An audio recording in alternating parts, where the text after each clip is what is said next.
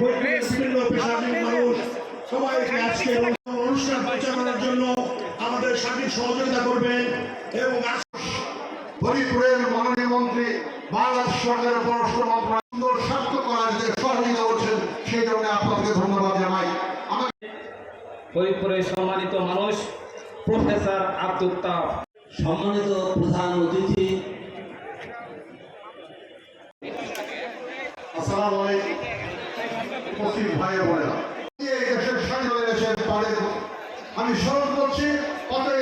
আজকে এখন আমাদের দলীয় সঙ্গীতের মাধ্যমে আমাদের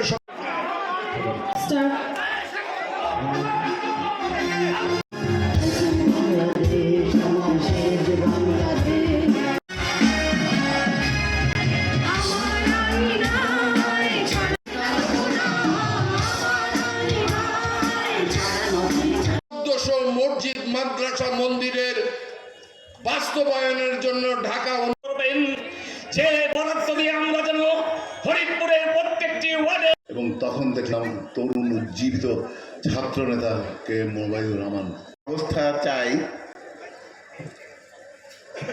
যেখানে যে 17 বছরে আমাদের নেতাকর্মীরা যে নির্যাতনের মধ্যে ছিল, যে আন্দোলন তারা করেছে, এখন সময় এসেছে আমরা সকলে ঐক্যবদ্ধভাবে মাননীয় প্রধানমন্ত্রী যে নির্দেশনা দিয়েছেন দেশ গড়ার কাজে আমাদের মনোনিবেশ করতে হবে। আমাদের একটা ভুলের কারণে আমাদের 17 বছরের আন্দোলন, আমাদের 17 বছরের আন্দোলনকে সেই ফসলকে আমাদের বৃথা দিয়ে যেতে দেওয়া যাবে না। আমাদের যে কোনো মূল্যে দুর্নীতি থেকে দূরে থাকতে হবে, যে কোনো মূল্যে চাঁদাবাজি থেকে দূরে থাকতে হবে, যে কোনো মূল্যে আমাদের মাদক বিরোধী সমাজ গড়ে তুলতে হবে, মাদক মুক্ত সমাজ গড়ে তুলতে হবে।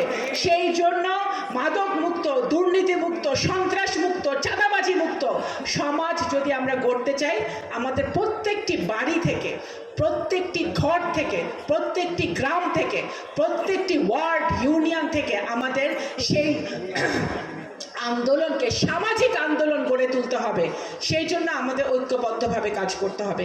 আমি আপনাদের সন্তান হিসেবে, আপনাদের বোন হিসেবে, আপনাদের মেয়ে হিসেবে আমি যেরকম সব সময় আমার বাবার মৃত্যুর পরে আমি আপনাদের পাশে ছিলাম, আমি আগামী দিনেও আমার সরকারে থাকি বা না থাকি, আমি যেখানেই থাকি না কেন, আমি সারা জীবনেই আমার ফরিদপুরবাসীর জন্য আমি সবসময় আপনাদের পাশে আছি এবং থাকবো।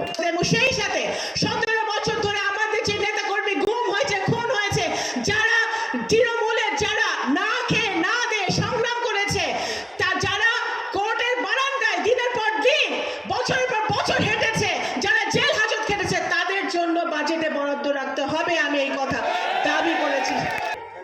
আমাদের ফরিদপুরের আপামর জনতার সমস্যা সমাধানের জন্য, আমাদের ভাগ্য উন্নয়নের জন্য সবচেয়ে যেটা জরুরি সেটা হচ্ছে ফরিদপুরকে বিভাগ ঘোষণা করা এবং ফরিদপুর পৌরসভাকে সিটি কর্পোরেশনে পরিণত করা।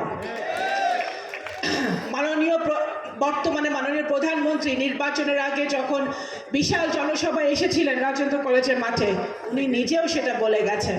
ইনশাল্লাহ আমাদের ফরিদপুরবাসীর নেতৃত্বে, আপনাদের সকলের সহযোগিতায় ফরিদপুরকে বিভাগ ঘোষণা করা হবে এবং সিটি কর্পোরেশনও হবে ইনশাল্লাহ।